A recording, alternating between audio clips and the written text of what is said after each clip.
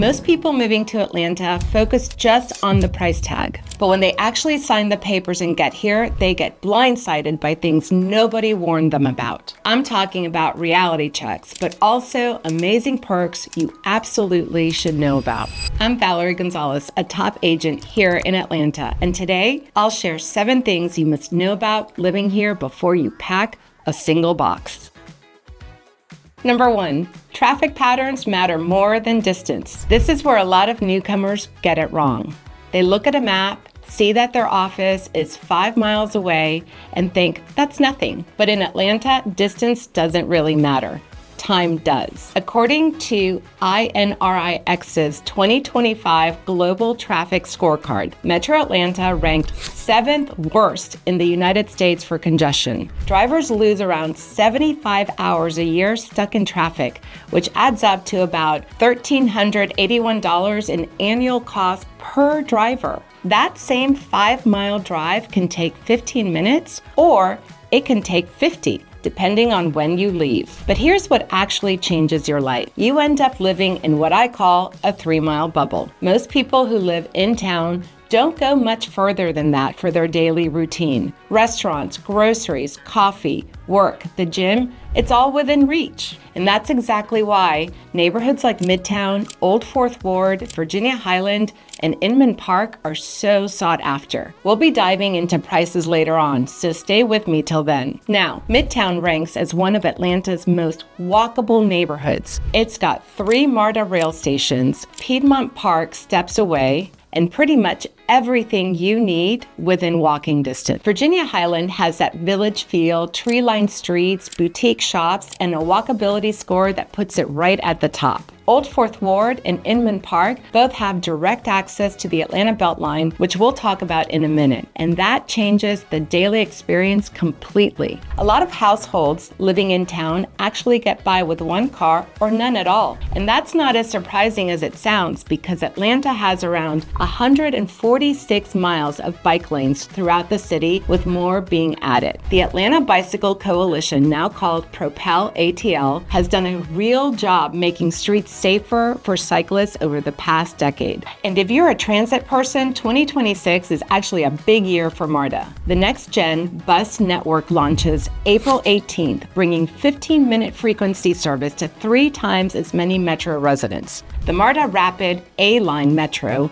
Atlanta's first bus rapid transit line, is also launching this year, connecting downtown to Summer Hill and the Beltline South Side Trail with dedicated lanes. So the rule here is simple. Choose your location first, then choose your home. Traffic in Atlanta will shape your entire lifestyle, and the closer you are to what matters to you, the better. Speaking of finding your perfect location, that process looks different for everyone, and figuring this out is honestly my favorite part of this work. I've been helping people buy and sell in Atlanta for over 28 years, so drop me a message. My contact is in the description. Okay, let's keep going. Number 2, Atlanta weather is unpredictable. Now, Atlanta sits in the foothills of the Appalachian region, and it's actually the highest elevation major city east of the Mississippi River. All that elevation does something interesting to our weather. On any given day outside of summer, you could see a 30-degree temperature swing. Morning starts at 26 degrees, and by the afternoon, it climbs to 65. Late February 2026 is a perfect example. The city hit close to 80 degrees on a Friday, then dropped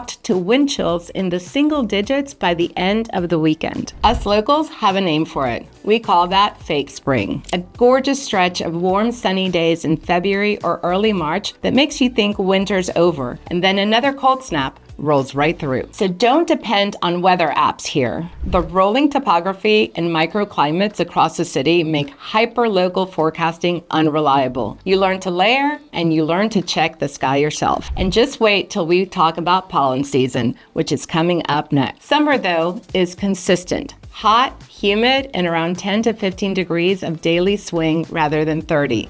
July averages a high of 89 degrees, and the humidity is so very real. just don't call it Hotlanta. The seasons people love most here are fall and spring. And because of Atlanta's climate, pretty much every plant on the eastern seaboard can grow here. Azaleas bloom, dogwoods are everywhere, and the city is genuinely beautiful during those stretches. Which brings me to the next thing, because that beauty comes with a cost. Number 3. Pollen is real. Atlanta is called the city in a forest, and that nickname is earned. The city has around 47% tree canopy coverage, which means when spring arrives, the pollen arrives with it. Hard. On March 29th, 2025, the Atlanta Allergy and Asthma Pollen Counting Station recorded 14,801 pollen grains per cubic meter, the highest single-day reading in over 35 years. For context, anything above 1,500 is classified as extremely high for tree pollen. Atlanta shattered that in scale. The primary contributors are oak, pine, sycamore, sweet gum, and birch trees, and most of the city's canopy comes from nature, not deliberate planting. Spring pollen runs roughly from late February through May. And let me tell you, your car turns yellow, your patio turns yellow, everything turns yellow. If you have allergies, you prepare. And even if you don't have them now, a lot of people find they develop sensitivity after moving here. You got to pay attention to that as well. But pollen is only part of the story because Atlanta is dominated by hardwoods. Leaves fall for months. We're talking September through the following spring. You'll be raking or blowing leaves for close to 6 months out of the year. Homeownership here means yard maintenance is a real ongoing commitment. The city does take its trees seriously, though. Atlanta's City Council updated the tree protection ordinance in June 2025, increasing fees for removing protected trees and doubling fines for illegal removal. Trees Atlanta plants around 9,000 trees per year, and homeowners can even apply through their yard tree program for up to 3 free trees planted on their property during the October through March planting season. Now, let's shift gears and speak about something else, which has to do with location. Number 4, the Beltline is our waterfront. Here's something I always explain to people moving from cities with an ocean, a bay, or a river running through the core. Atlanta doesn't have that at all. But what we do have is the Atlanta Beltline. And for our market, it functions exactly like waterfront property does in other cities. Think about why people pay premiums for waterfront in Miami or San Francisco. The view isn't going away. The access isn't going away. Demand stays strong because supply is fixed. The Beltline works the same way. Homes within walking distance of the trail carry a price premium, and Beltline neighborhoods have seen strong appreciation since 2020. The Beltline is a 22-mile loop of multi-use trails, parks, public art, restaurants, and transit connections linking 45 neighborhoods across the city. As of the end of 2025, 13.6 miles of trail are complete, and by June 2026, the city expects 16.7 continuous miles to be accessible, including sections open during the FIFA World Cup this summer, and I'll be talking about that later on as well. For buyers, the practical numbers count. Old Fourth Ward, one of the most direct Beltline adjacent neighborhoods, sees homes ranging from the low 300s up to 1 million and beyond. So that's a very large range. But Inman Park, Atlanta's first planned suburb and now one of its most desirable neighborhoods, runs from the high 800s into the low million range. Reynoldstown sits right on the trail and tends to attract first-time buyers. That's because it has a more accessible range in the high 400s, though you can always find outliers here as well. And beyond property values, the Beltline is like a community engine. In 2025, more than 10,000 Atlantans participated in free fitness classes, race series, and run clubs along the corridor. A Beltline Ambassador program was also launched to keep the trail safe and welcoming. If you're buying in Atlanta and proximity to the Beltline is an option, treat it the way you would any premium location. That access isn't going anywhere.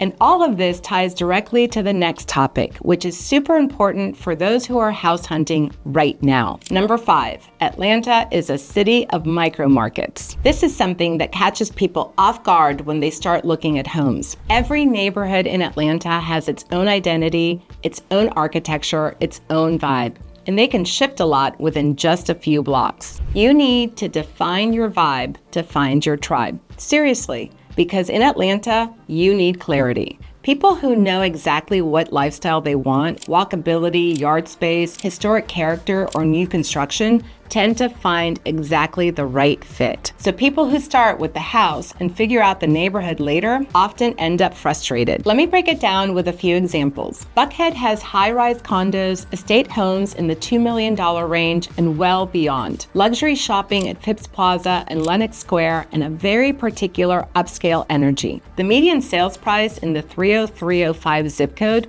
was in the high 800s as of early 2026. 8 miles away, East Atlanta Village has smaller homes, live music venues, a cool local restaurant scene, and a community feel that has nothing in common with Buckhead. And that's exactly the point. Average prices there sit in the low 500s. And West Midtown mixes industrial loft conversions with new townhomes sitting in the low 300s to high 600s range. Inman Park has Victorian four-square homes from the early 1900s. Midtown is mostly high-rise condos with MARTA a few minutes walk away. Bottom line, the architectural diversity here is real. In a short drive, you'll see 1920s craftsman bungalows, modern new build townhomes, brick traditional homes, mid-century ranches, and converted lofts. There's really no single Atlanta style. So before you fall in love with a specific house, get clear on the lifestyle you're building around it. The neighborhood will shape your daily experience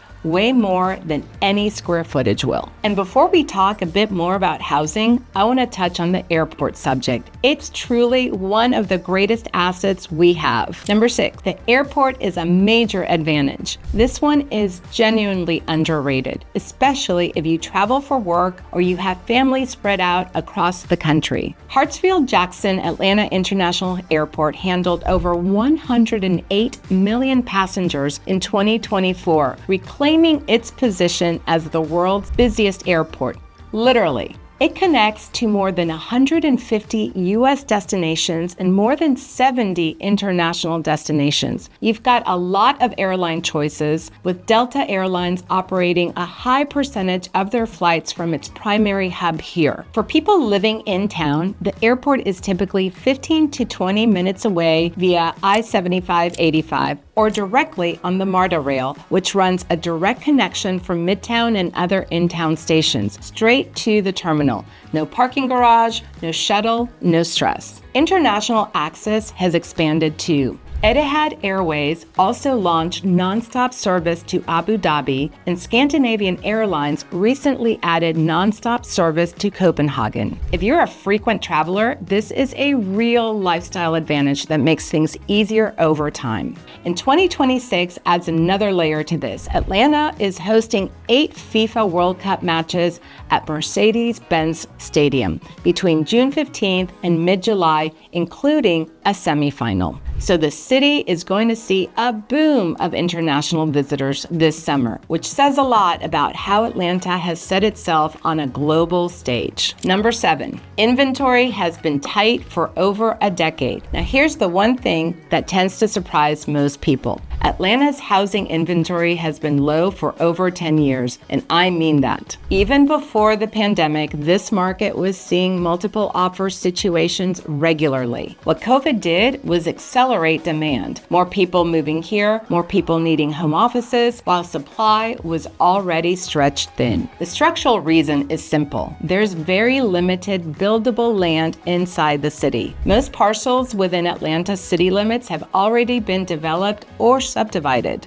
The city isn't going to grow outward from within itself the way the suburbs can. So inventory here will always run tighter than the broader metro area. As of early 2026, the typical home value in the city of Atlanta sits in the high 300s, with median sale prices in the low 400s. And yes, the metro area has seen some inventory expansion, with supply increasing a whole lot in 2025. But inside the city proper, highly desirable in-town neighborhoods continue to operate with a tighter supply. New construction inside Atlanta is curbed by land scarcity, zoning, and cost. But the city's first comprehensive zoning overhaul since 1982 is actually moving forward right now. ATL Zoning 2.0 released draft version 2 in December 2025, with a public comment period running through April 8, 2026,